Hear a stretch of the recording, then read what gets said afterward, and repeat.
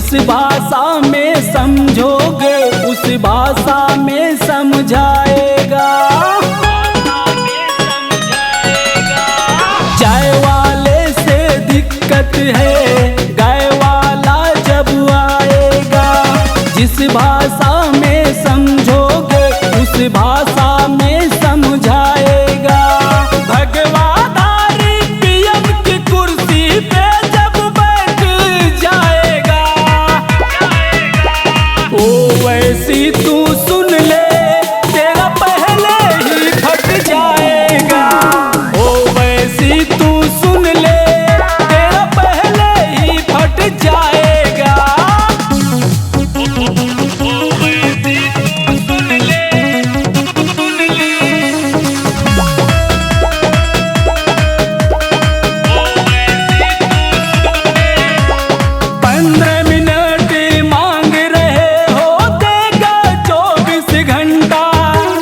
कुछ ना